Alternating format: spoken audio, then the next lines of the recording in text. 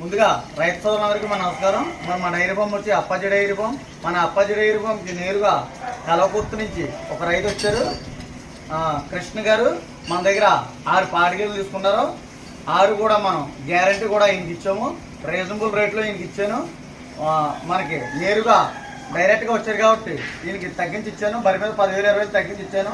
ఏ రేట్లో ఇచ్చానో, ఏ ధరలో ఇచ్చానో, ఎవరు డైరీ ఫామ్ దగ్గరికి వచ్చాడో రైతు మాట్లాడేద్దాం. నమస్తే అన్న, ఏం పేరు అన్న మీ పేరు? కృష్ణ.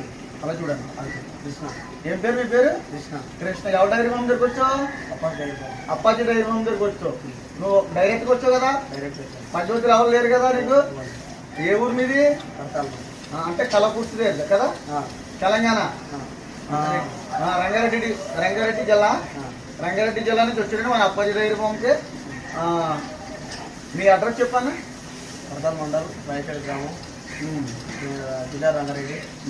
ఏం పేరు? నీ పేరు కృష్ణ. ఎన్ని బర్రెలు తీసుకున్నావు? 6. నీకు నచ్చి తీసుకున్నావు కదా, ఎటువంటి ఇబ్బంది లేదు కదా. అప్పాజీ ఎలా పరిచయం నీకు?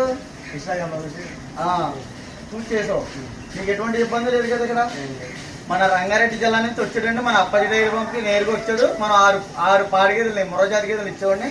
రీజనబుల్ రేట్లో ఇచ్చేవాడిని. ఓకే, నువ్వు మళ్ళీ సక్సెస్ మళ్ళీ రావాలా? ఖచ్చితంగా.